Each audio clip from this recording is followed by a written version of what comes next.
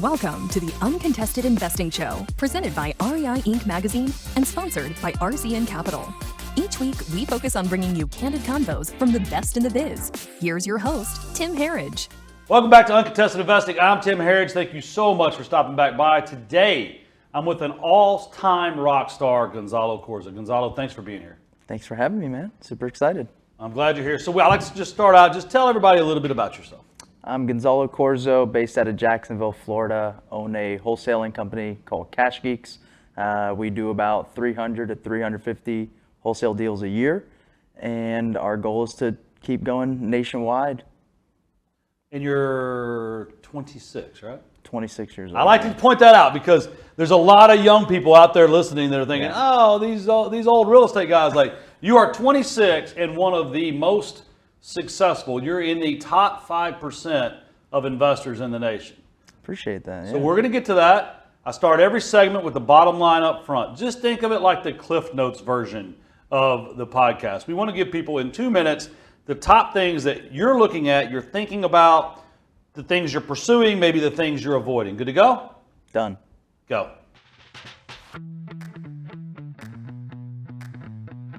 So mainly want to focus on thinking big and treating your side hustle like a business. That's the biggest thing that's impacted me. One of the biggest things that makes my business different from every wholesaler out there is we've taken the professionalism and the kind of corporate America approach to wholesaling, and it's blown us up. So that's the kind of mindset that has made us who we are today. It's the main thing I want to focus on. All right, so I have to just dive right into this. You say you want to treat the business like more like a corporate professional business. You're not necessarily an old person. Where did you learn this? Honestly, it's my business partner. My business partner, he is older than I am. And when we connected, he had already had a successful business that had a bunch of employees and a bunch of systems, processes. So when I got into wholesaling, I got into it by Fortune Builders. And as they were teaching me wholesaling, I learned about the E-Myth. And so I kind of learned both at the same time. And big fan of the cash flow quadrant, right? Robert Kiyosaki's cash flow quadrant, where he really exposes the difference between being self-employed and owning a true business. And I knew because of my age, I had the time to build a true business and not just focus on something that's self-employed, making a lot of active income. And so when I connected with my business partner, it just kind of meshed perfectly.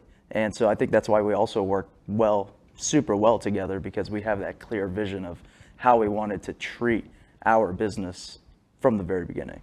So in 3 minutes, you've mentioned two of my favorite books of all time. You've also mentioned Fortune Builders, who's like one of the largest, probably most successful independent education companies for real estate investors.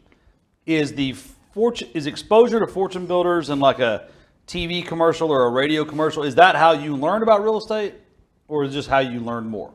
No, that's how I learned more. So my older brother, shout out to my older brother, he's a realtor and real estate investor. And when I was 18, my older brother got into real estate, and he had been trying to get me into real estate, trying to shove Rich Dad Poor Dad down my throat. And I was like, no, man, I'm going to be a cop. I was going to community college to get my degree in criminology. And he took me to a personal development event. And at that personal development event, it was put on by a bunch of successful real estate investors. And I actually got to hear David Green from like Bigger Pockets. I got to hear him talk like 7 years ago before he was like anything big. Right. And he was a cop that was in real estate. And so I was like, holy crap, I'm going to be a cop. And my older brother's been telling me about real estate. We were talking about having a different voice in the locker room, right? In a different show that you had. And so I was like, dang, my brother's right. I need to get into real estate. So literally from that personal development event, driving home from the airport, I was listening to the radio and I heard a Than Merrill Fortune Builders ad. And it was like, hey, we're coming into your town. We're looking for some people that can help us buy houses with no money. And I was like, dude, this is exactly what that event was telling me about. I need to be there, say yes, figure it out later. And 2 weeks later, I dropped out of college and started my real estate career. Yeah. We're going to be in Dallas on, it's the old Yeah, record the same commercial, yeah. insert city name. Yeah. But So good. it's led to a lot of success. It's led to a lot of successful people. And I don't knock any education, honestly, unless it teaches people to do things that are unethical or Right. illegal. Now, let's go back to the EBSI quadrant. I think a lot of people misunderstand that quadrant. In my opinion, they think they have to move from the E to the B, S to the B to the I. Correct. I'm not sure a lot of people understand that you can actually occupy all 4 quadrants at the same time. I would like to know your thoughts and kind of view on that. I agree. I think the biggest thing is understanding active and passive income, right? And so for me, when you break that down, you're always going to have active and passive income, right? Passive income is the dream, but your active income funnels your passive income. And everybody that I've met, you just keep going, right? You get that thrill of, hey, I'm making this much passive. All right, let me go make some more active. And so to that point, either one of those quadrants, you're either in an active or passive income form of investing or of working. And so I think that, yes, you absolutely can be and should be sometimes in all of those quadrants, because you can be a highly paid employee, and sometimes that's better than being self-employed or owning your own business, but you are funneling money into your I quadrant, which is being an investor into syndications or into businesses or whatever, and you have a great W-2, right? Like, I meet some people who are making boatloads of money in their W-2s and they love it, and they're like, I'm trying to quit so I can be a wholesaler. I'm like, maybe if you really love it, you should not quit and be a wholesaler. Right. Just figure out how to take that and put it into the I quadrant, and then you can get a side hustle, and now you're in the S quadrant while you're a W-2 and shoveling your profits into the I quadrant. And over time, maybe that side hustle turns into a B quadrant business, and you're just figuring out how to constantly maneuver inside of these quadrants. So, yeah. So in a minute, I want to talk about wholesaling as a business, right? Because a lot of people, they think I can get into wholesaling, right? Like, oh, I can just get into wholesaling. I can pick that $8,000 check up on Fridays on my way to the bar, right? Yeah. Not that way, right? But what I want to talk about first is a little bit of me, because as Napoleon Hill would tell you, that's the most important thing to me. But as I sit here today to kind of build on your point, I am an employee of RCN Capital. I am self-employed in my consulting business.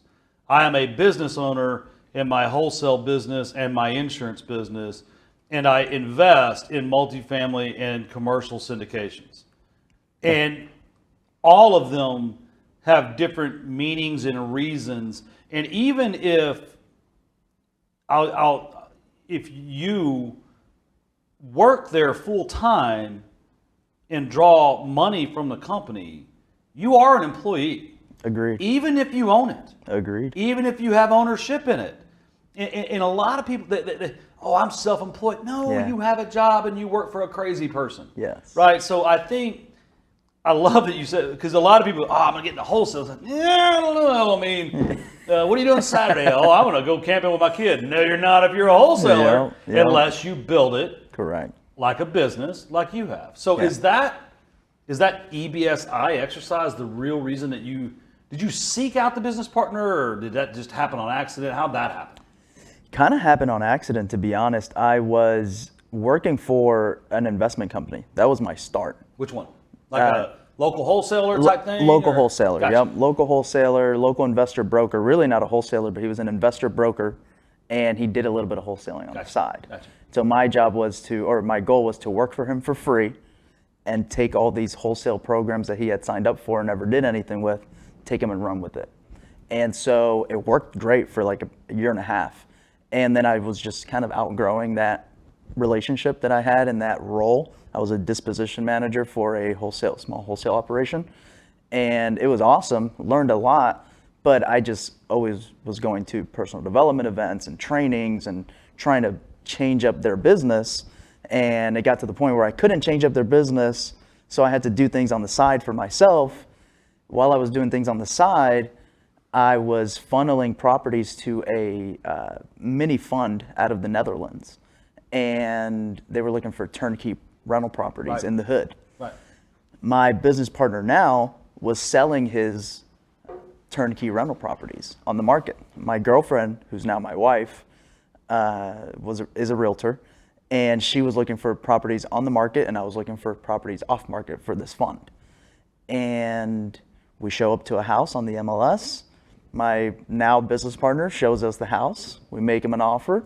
He takes it. We sell it to our fund, and he has more rental properties. So we start building a relationship. But we as in Jackie, I know Me and yep, Jackie. So she was your agent to find the turnkey stuff for the Yes. fund?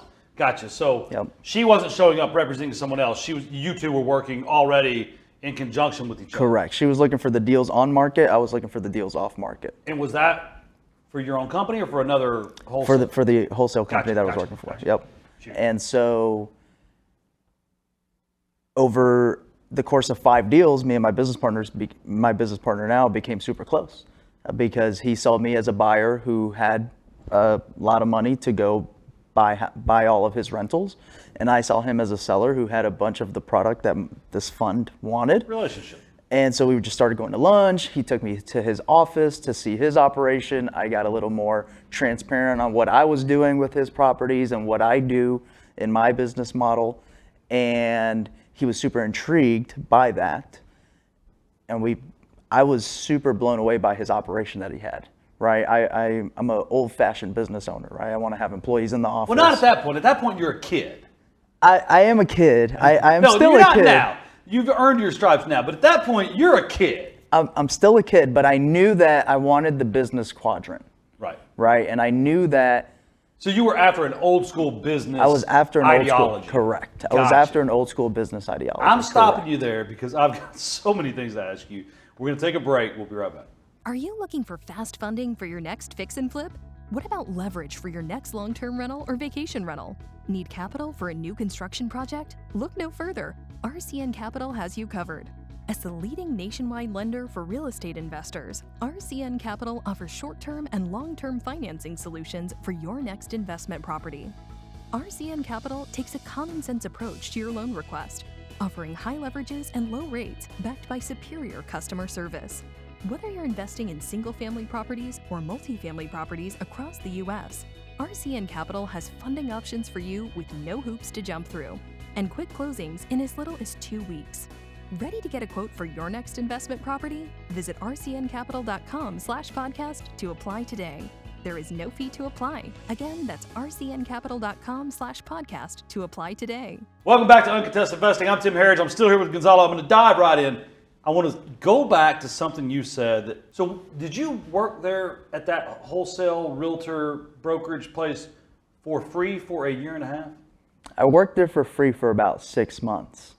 And then after that, And during, how did you, I have people weekly contact me. I want to come work for free.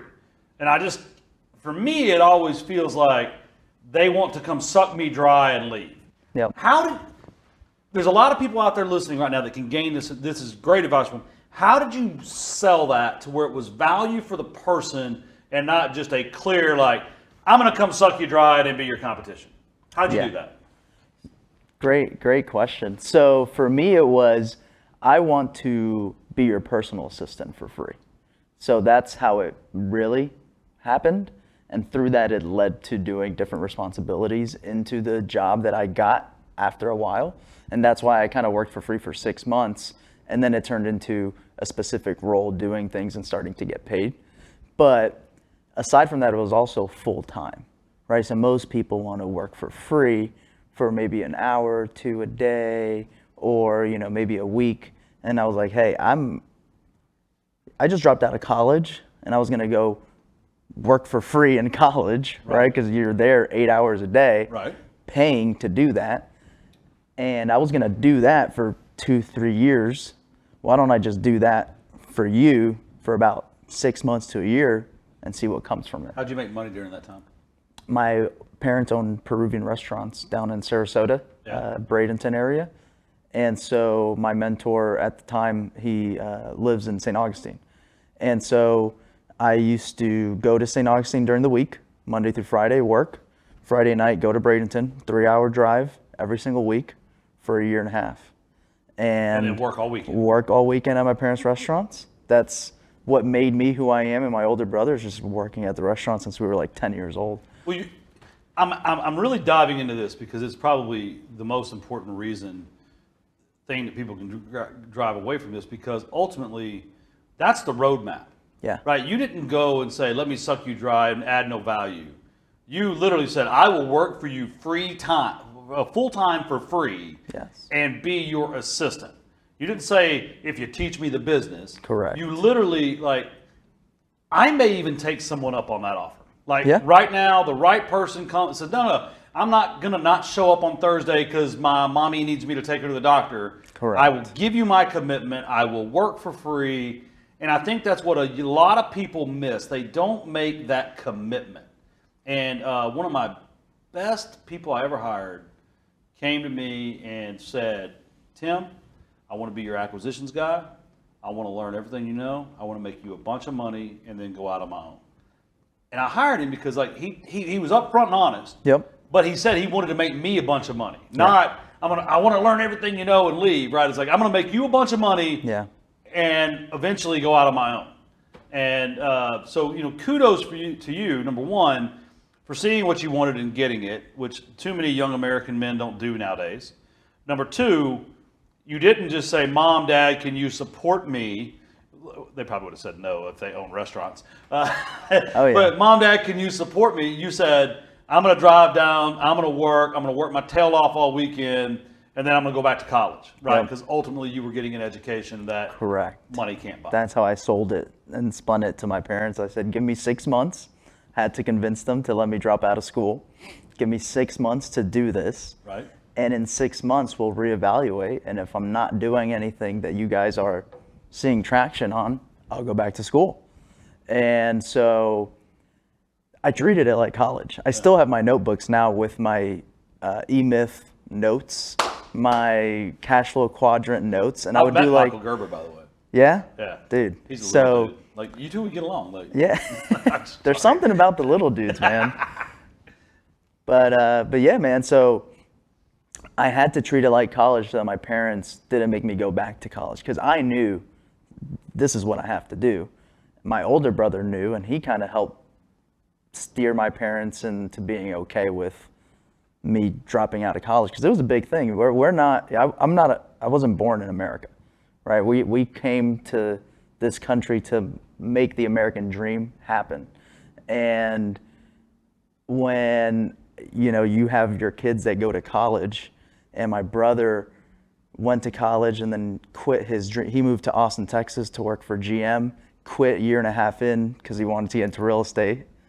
And well, then it's your parents' college fault. Kid, so they're entrepreneurs, and both their kids want to be entrepreneurs. Come on. Yeah. And so it was a scary thing. Now the second kid, who's going to be a cop, respected job of, a true American. A true American, yeah. Right. And now he's dropping out to go do this real estate thing. So it was interesting times. But. Do you remember when your parents got their citizenship? So my dad got it a couple years, 6-7 years ago. And a portion of my family's still here, undocumented, unfortunately. Yeah. My opinion right now, that if we want to solve the lazy American crisis, we just need more immigrants. Yeah. Because ultimately, this country's been built on those that wanted to come here and live the American dream. And I feel like a lot of society, and boy, I don't know if I can even say this on my own podcast, but we're going to go with it. A lot of society is just unwilling to do the work. Yeah. And a lot of young entrepreneurs, they want to be an entrepreneur. I say this about my kids all the time. They want my life, but they don't want what I had to do to get it. Yeah. Right? Because I got out of the Marine Corps, overdrawn bank accounts. If you've listened to these episodes, I've said it where I've been in the Sprint PCS parking lot trying to find enough change to get my phone reactivated so I could buy gas to get home. right? Like, I mean, or no, so I could call and borrow gas to get home, right? Like, it's the journey cannot be replaced. And, but it's those of us that have the courage to actually embark on it that can finish it. Right. So, we're not talking anything about real estate now, but we're actually talking about success in real estate. What made you then go from being, in essence, a disposition manager to running what really and truly is arguably one of the top 10 wholesalers in the nation? What was the transition? How'd you get there? So I worked on a lot of leadership in my early entrepreneur days, right? So when I was 19, like I said, my first event was a personal development event. It wasn't really a real estate event. Why? Because that's where my brother took me. My You older have your brother. brother on this call. Dude, you need to have my brother here, yeah. So, my brother's story will blow you away. So, my older brother said, if you're not getting into this by me telling you, you're going to hear it from other people. So, I'm going to pay for your plane ticket. I'm going to pay for your event, and you're going to go. Because he just knew my personality, the kind of dude that I am. He's like, you would just crush it in this industry.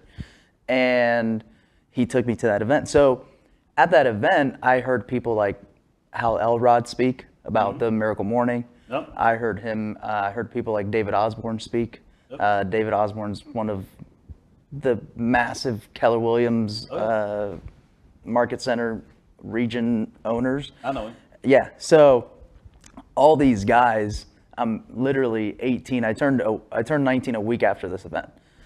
And so I looked into Tony that's Robbins. like basically 8 years ago this month, right? In November. Yeah. Yeah, 8 years ago in November, yeah. So I went to Tony Robbins at 19. I've been to Tony Robbins 3 times. So I walked on fire 3 times. So doing things like that is really what has made me who I am, right? It's not about how many deals I've done and how many sellers I called and how many, no's and rejections I got and whatever. Obviously all that helps, but the mindset of being a force put here on this earth to like lead people and make a difference, like I've been hearing that since I was 19. Right. So that's really what makes the difference in my career, in my path. But honestly, it was also partnering up with my business partner, right? My business partner, he is not my age. He is 43, 42, 43. And Us old guys, yeah, you old guys, man. So he doesn't have the time that I thought I had when I was 20, right? Because we partnered up when I was 20, almost 21. And so when you're 21, you're like, hey, if I'm making 6 figures at 21, I'm crushing it. I'm good. Yeah. And I knew I wanted the business side, but I was like, hey, I'll get there in 15, 20 years, right? My business partner's like, hey, we need to get this in 3 years. We need to get there in 3 years. So that was the driving force of let's reinvest our money and let's hire people. As soon as we made money, he was like, all right, let's hire people. And I was like, holy crap, dude, this is like, Can I pay myself first? Like, can I quit the restaurant job? This is the first time I'm making money, right? And I mean, I still remember to this day, like we had a little bit of money. We closed some deals. We had like 25 grand in the bank account. And I was like, dude, I got 25 grand in the bank account, man. I freaking made it. I'm going to go, take out 15 grand and pay off some credit cards and whatever. And no, man, I took out 3 grand and he was selling all his rentals so that he could live off of his rental portfolio so he could start this business. So for the first year, he didn't take any money out. I took out 2 grand a month. And our first hires were our wives so that we could pay them to pay the bills, basically, at the household. So ultimately, I see so many young investors, and when I say young, I don't mean age. I mean age in the business. Yep. That spend way too much of those first dollars on things that don't stabilize or grow the business. Mm-hmm. And I want to shift a little. I just keep shifting on you. And I'm sorry, but like that's okay. I'm trying to pull it out of you, man. You and Jackie are expecting your first child. Yep. How does it feel to have worked as hard as you have for the last 6 years and to be able to bring a child into this versus that?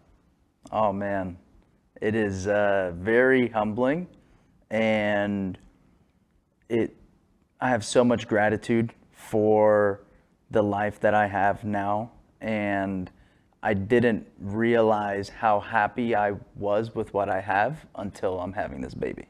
Right? Now that I have this baby, it's like I can feel proud of what I've accomplished and feel like I am going to be a model like father, right? Of somebody who is doing something, and it makes me feel like I deserve what I have. Sometimes you get caught up in that, like, I'm not there yet. I still got my goals. Like, who cares what I've done? Who cares? Like, yeah, people talk to me all the time, dude, you're doing these many deals. Like, bro, do you know, like, we're trying to do 1,000 deals a month? Like, like, that sounds awesome, but this is where we're trying to go. Right. And so now that I have my kid, it's kind of like a curveball out of nowhere. Not in the sense of we weren't planning to have it, but in the sense of I've just been business career oriented my whole adulthood, right? And now this has nothing to do with business. And all my life has been business and networking and personal development.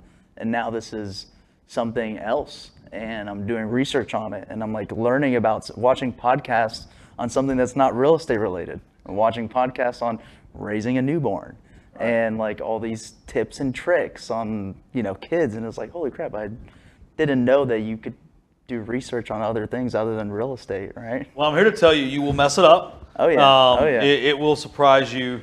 It'll ultimately be the best thing you've ever done. And the shift from building to legacy, Yeah. and accumulation to protection, right? Now you have all these other responsibilities, right?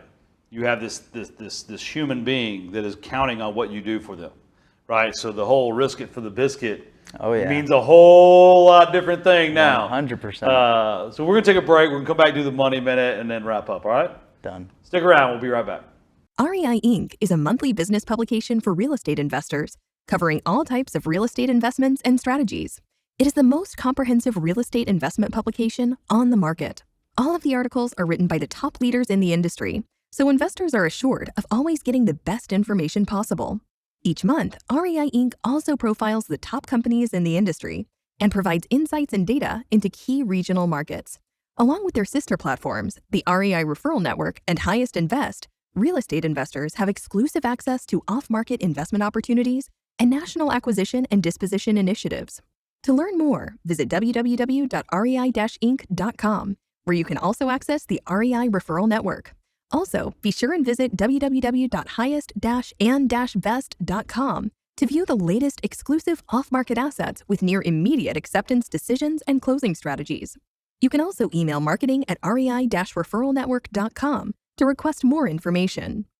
Welcome back to Uncontested Investing. I'm Tim Harridge. I'm still here with Gonzalo. Gonzalo, we still have a lot to talk about and not a lot of time, but we got to do the Money Minute. So imagine there's 18-year-old Gonzalo, right, that is about to drop out of college, like that conversation you had to tell your parents, right? Imagine there's a young man out there listening that he's got an older brother pushing him in directions your older brother was pushing you.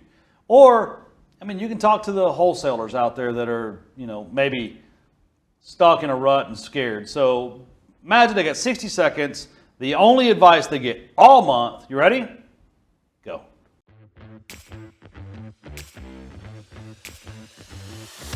Looking back, the advice that I would give is to be a star. So one thing that I have learned over time is you always need to over-deliver. And even if you're not being paid to over-deliver, you over-deliver. If you always over-deliver in your life, whatever thing that you're doing, you will be treated with respect, you will be treated with loyalty, you will be able to demand anything. But you need to be a star first. So never complain, Never wish things were easier. Never wish that you don't deserve the challenges that you have going on.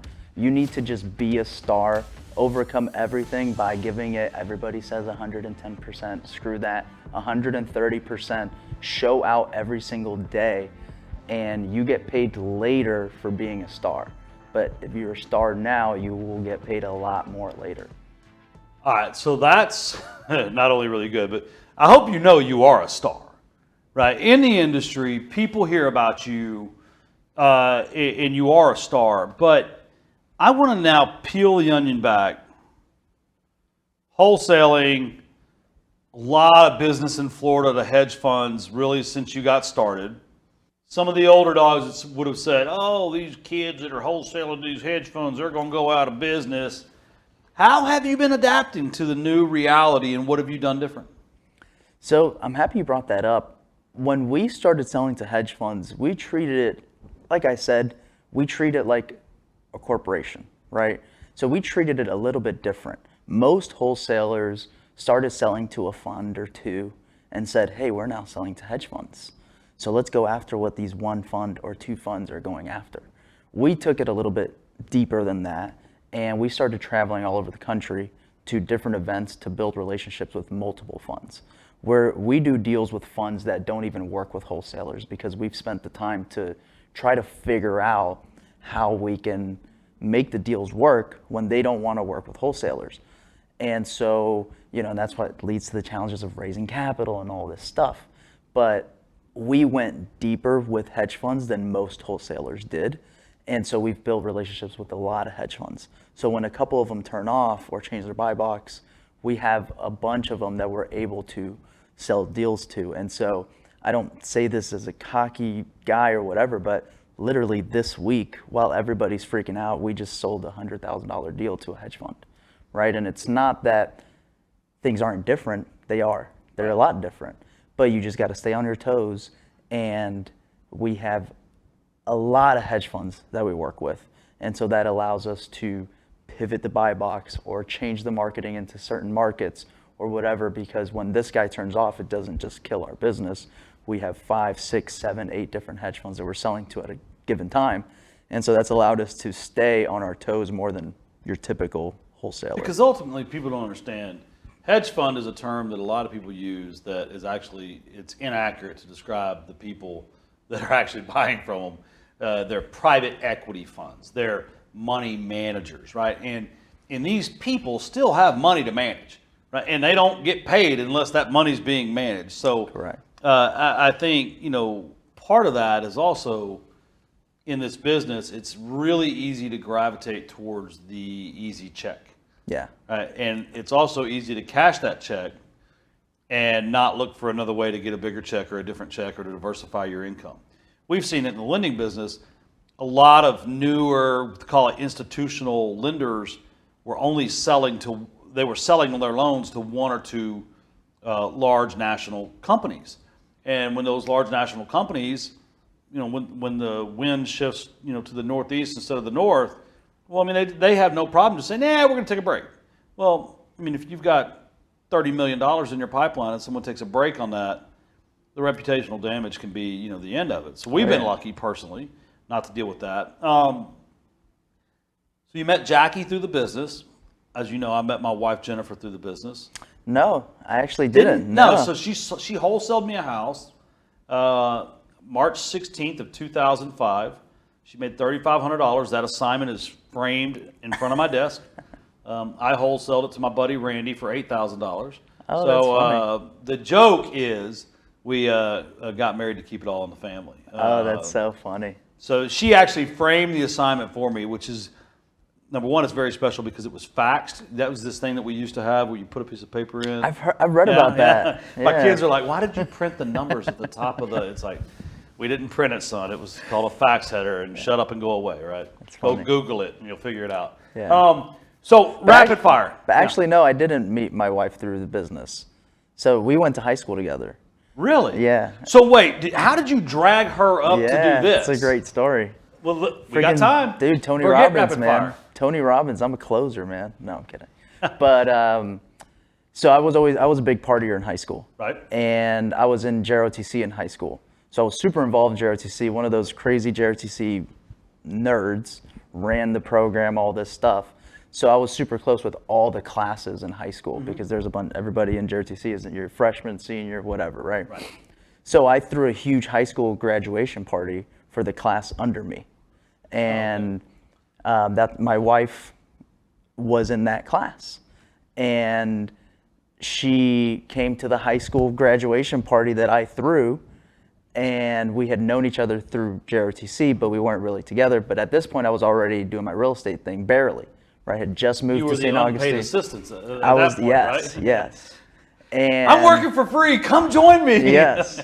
And so I had just broken up with a previous girlfriend because my life had just completely changed, like 180, right? Yeah. I was like going to college to be a cop, whatever. And then out of nowhere, I dropped out of college. I'm going to go work for free for some real estate dude, and I'm going to become a millionaire one day. And I'm completely unavailable Friday, Saturday, Sunday. Correct. Right. Which And women so love. that totally changed. And when I reconnected with my wife now, I was totally against having another girlfriend. I was like, no, I need to focus on myself. I need to whatever. And I just remember telling her, like, I am not normal. Like, you know, we're at a high school party. It's all fun. I still party with my friends, but I'm not your normal dude. I don't hang out, party normally, whatever. This is just a high school thing. I'm working for free, so I'm broke, but I'm going to be a multimillionaire. I go to conferences all over the country. I am never going to have a job.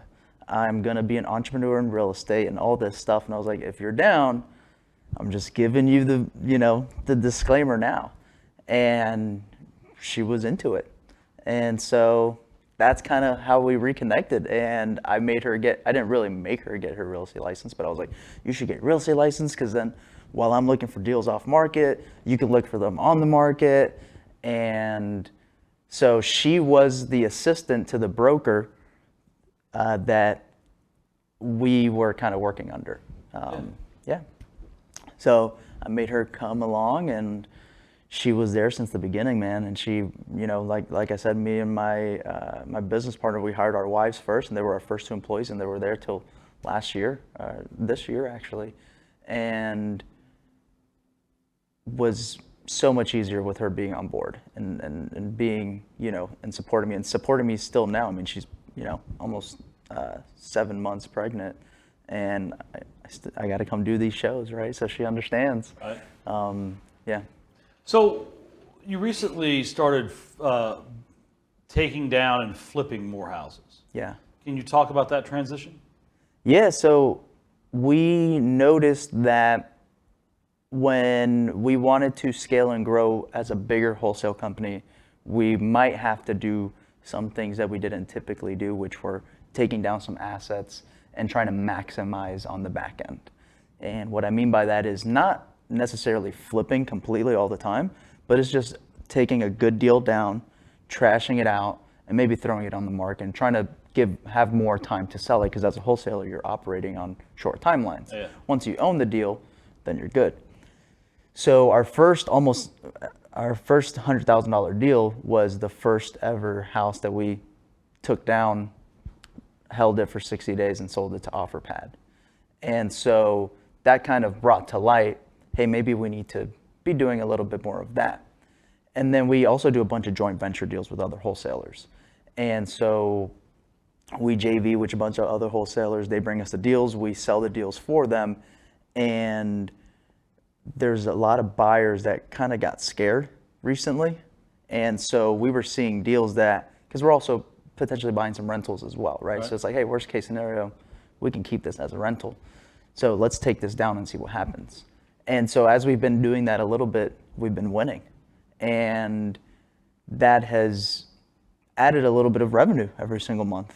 And we partnered up with a great contractor to manage our flips. He's actually not really a contractor, he's a flipper who happens to be a contractor. Probably doesn't have as many projects going. Exactly. Maybe bit into a little fear. Exactly. And so Exactly. monetize on his fear. Yep. So we are, it was just super hard for him to get deals while it was the craze of the real estate market. So he started doing more projects for other people, built that side out, and now we're just working together. So it's really a little bit more passive than I expected to flipping, right? Everybody talks about the downside of flipping, and don't get me wrong, there's always going to be downside, especially now, right? You know, we have a house where the ARV is 275, we put it on the market, it's not selling at 275. So obviously, you know, we're going to take those hits Wait right 21 now. days. Yeah, correct, Wait 21 correct. days. Yeah. Don't rush So- the price reductions. Right. No. So obviously we're going to have a little bit more challenges, but we know that as we want to do more and grow more and attract more deals our way, we know that we have to take stuff down, right? Yeah. Just to become just really a more legitimate real estate investment company, right? Hey, we do some wholesaling. We do a lot of wholesaling, but we also do some flips. We have some buy and hold. We got, you know what I mean? We just want to have a better brand of a true real estate investor as we grow as a brand and a company. So we're going to run out of time soon. I'm going to hit you with a couple questions. What's next? Is it 1,000 houses a month? Is it focusing on a rental portfolio? Is it multifamily? What's next for Gonzalo? Next for Gonzalo is developing the leadership team in Cash Geeks and expanding the company through the leadership team. And what expanding the company means is going into more markets. Yep. Now, right now, to be honest, we're not really crazy on growth mode with everything going on right now. So we are very focused on developing the leadership team right now, systemizing the process more. Let's get some key reports that we never had, right? Let's get some more predictability in each department, right? Let's focus on the basics, the KPIs, and really build out something that the leaders can follow and SOPs, because we have the SOPs for the basics, but we don't have SOPs yet for management, right? That's new. I've been doing management. My business partner have been the managers, and so Yeah, now but we you got to have something someone else can follow. So ultimately, is it about assets? Is it about revenue? Is it about profit? Are you trying to sell a business? In 10 seconds, what's the business goal? Business goal is to build out affiliates, either franchising or affiliates throughout the country. Ooh, the F word. Yeah, don't really want to do it. No, yeah, I But get you. if I don't say it that way, people won't understand what I mean. Yeah. So it's franchising, but not really franchising. Either some licensing or affiliate route or Trust something. me, I used to sell them. Yeah. So we'll talk. What do you think the biggest mistake you see buyers make is? Whether it be a wholesaler or the flip buyer, like the one most common thing where when they send you a deal or you're involved in a deal, you're like, what is it? I would say the biggest mistake is, that's a tough question, man. Well, I mean, I've been giving you the meatballs for an hour. That's a tough question. No, if nothing pops straight to your head, it's fine. As a flipper buyer, any buyer. any buyer, I would say is they're not hyper location focused, hyper location driven by the deal. I've noticed every time I make decisions by knowing the area extremely well, it always pans out better than what I expect. So most buyers don't know the immediate location, at least in Jacksonville, right? You're right. I mean, a clearly defined buy box and understanding of your target market is key to success in any real estate. Yeah. Whether you're buying a hotel or Correct.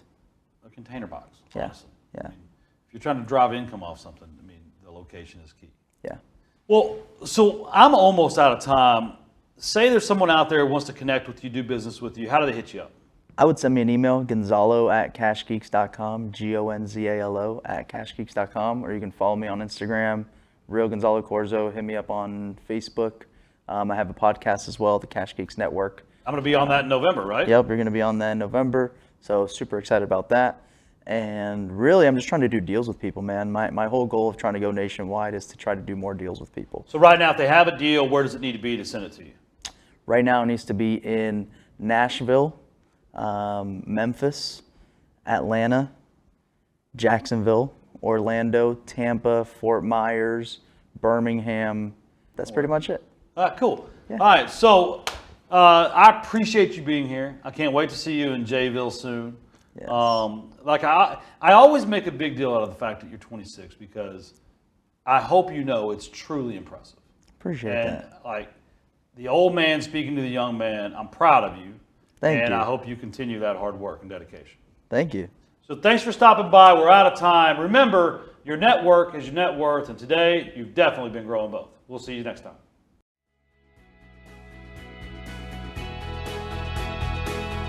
Thank you for listening to Uncontested Investing. Questions about today's episode or the podcast? Email podcast@rcncapital.com and make sure to follow REI Inc. magazine on LinkedIn and Facebook, and RCN Capital on Instagram, LinkedIn, and Facebook. See you all next time.